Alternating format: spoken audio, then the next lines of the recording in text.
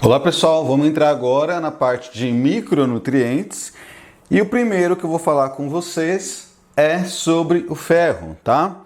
Eu vou usar um pouquinho aqui do livro da Cosolino, Biodisponibilidade de Nutrientes, que é muito bom, recomendo que vocês comprem esse livro, que vocês leiam. É um dos melhores livros de nutrição que a gente tem atualmente.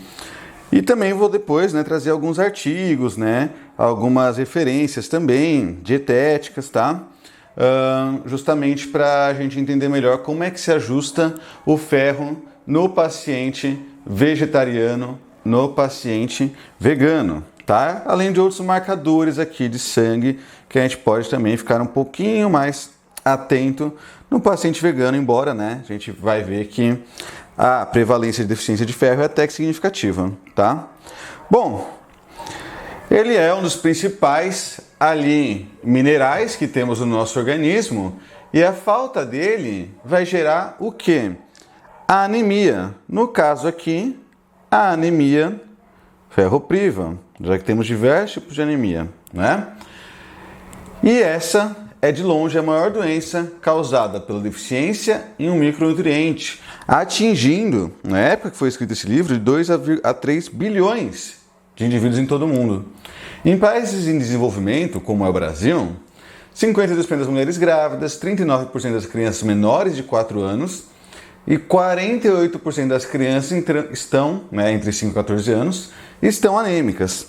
É claro que nós podemos ter anemias mais severas, mais moderadas e mais leves, tá? A depender do nível de hemoglobina. Na OMS, então, a gente tem aqui eles apontando que 2,1 milhões de crianças na idade pré-escolar estão em risco, tá? De deficiência de ferro, levando a um reflexo aqui no desenvolvimento mental diminuído, apatia, irritabilidade e redução da capacidade de concentração e do aprendizado, tá? Boa parte do nosso ferro a gente vai ter na hemoglobina, que é quem transporta oxigênio, para os tecidos, por exemplo. Mas também temos a mioglobina, mio vem de miócito, que vem do músculo, tá? E as próprias enzimas que tem ali ferro acoplado nelas, O ferro é um grande cofator enzimático, tá? A hemoglobina vai ter alta afinidade pelo oxigênio, Então a hemoglobina vai se ligar ao oxigênio ali e vai transportar para os músculos e para os outros tecidos. E a questão que a gente vai começar a pensar aqui no nosso curso é justamente o transporte, a capacidade de captação do ferro e o armazenamento, tá? Então nós temos aqui a absorção, Essa absorção nós teremos 3 fases. Então nós vamos ter o ferro M. O que é o ferro M, pessoal?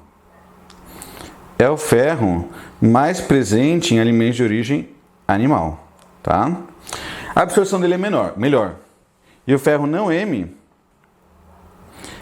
é mais presente em alimentos de origem vegetal e a absorção dele é menor, ok? Comparado ao ferro M. Bom, o ferro então é captado na célula mucosa intestinal e lá nós vamos ter transportadores, como o DMT. Olha só, consumiu ferro, Olha o ferro aqui, Fe3, que é o ferro férrico. Temos o ferro ferroso também, tá? E aqui nós temos a captação via DMT para o ferro não M, ok? Bom, e também temos a HCP1, M Carrier Protein, proteína carreadora de M, que vai também promover a absorção de ferro. Então quem vai absorver são esses dois, DMT, HPC1, tá? E aí vamos ter essa absorção aonde? No enterócito, ok? Na segunda fase, então, dentro da célula da mucosa, o ferro M vai sofrer a ação da M-oxigenase, tá? E aí, tá ela aqui, M-oxigenase, Ó o ferro M, M-oxigenase, liberando o ferro, tá? E aí esse ferro vai ser armazenado em compartimentos como a ferritina. Ferritina, então, pessoal, o que é? Estoque de ferro, tá? Então, quando você está avaliando o exame de ferritina, você está avaliando o estoque de ferro no organismo, tá?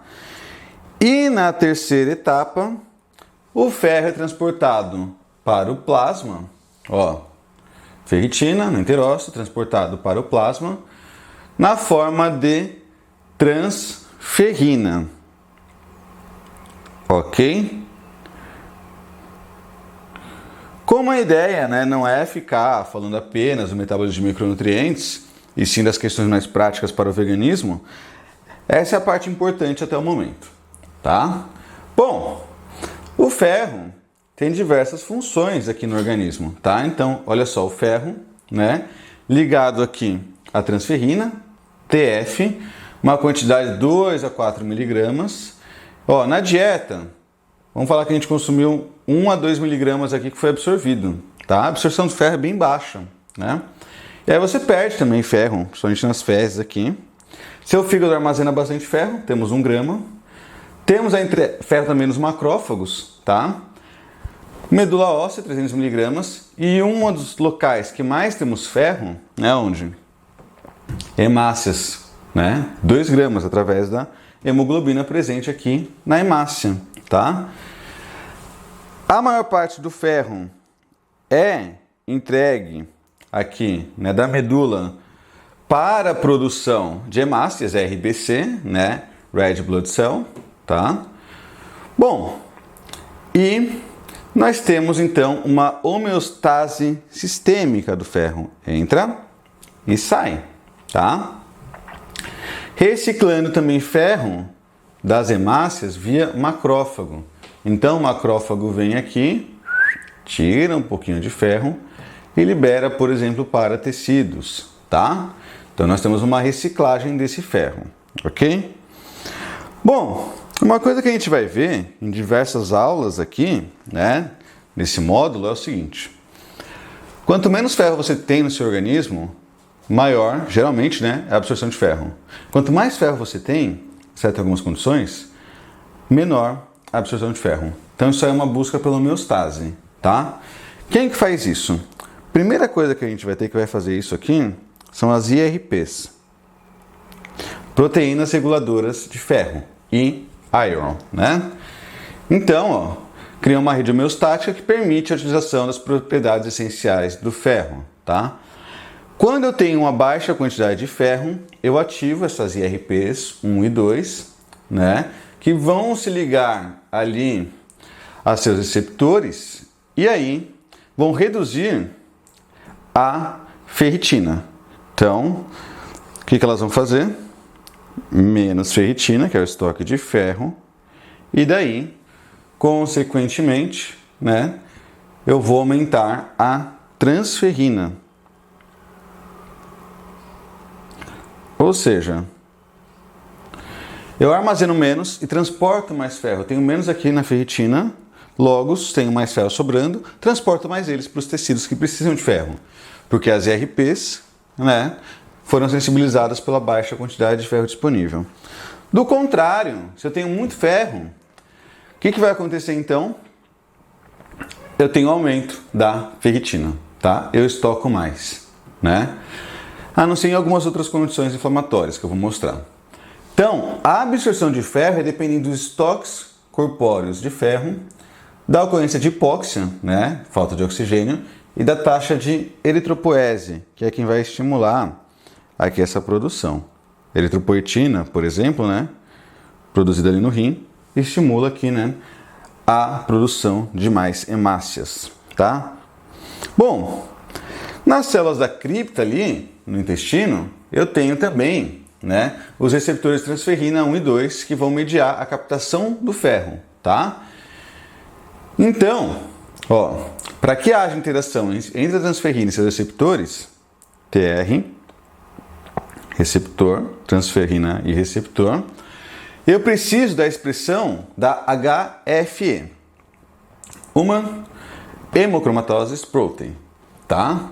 Uma molécula ali que vai fazer, né, essa ligação, tá? Ou seja, esse complexo transferrina receptor pela HFE, olha só, vai mediar, aumentar a absorção de ferro ligado à transferrina.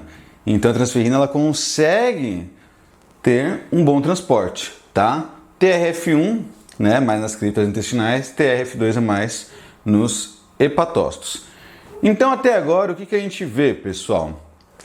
Eu tenho IRP regulando via ferritina e transferrina e eu tenho também, né, aqui os complexos receptores aqui de transferrina, TFR, tá? Então, nosso corpo ele tenta muito regular o quanto de ferro tem disponível. Por que isso? Porque o ferro em excesso, ele é tóxico. Então, o ferro liberado, Fe2, ferro ferroso, ele pode participar da reação de Fenton, tá? Então, é uma reação bastante significativa, principalmente em condições como hemocromatose, um excesso de ferro, por exemplo, a pessoa recebeu uma transfusão muito grande de ferro, né? Tem alguma condição genética também. Ou seja, eu tenho uma ação aqui muito oxidativa, tá? Através da reação de Fenton, que é essa reação. Então, tem o ferro ferroso. Eu junto aqui com H2O2, né, o peróxido de hidrogênio, vou ter o ferro férrico, mais aqui radicais livres, né, como hidroxila, por exemplo, tendo reação de Fenton, então tem uma alta capacidade oxidativa. É daqui que vem um mito muito interessante de diminuição de ferro em doenças mais inflamatórias. A gente vai ver que está bem errado isso, né? Ah, tô com ferro alto, tem que parar a ingestão de ferro. Nem sempre, tá? Bom, encerrando essa primeira parte, vamos pensar nas IRPs, né? IRPs, só lembrando vocês, estão aqui, ó, proteínas reguladoras de ferro, tá? Quando o ferro está baixo, eu ativo elas, né?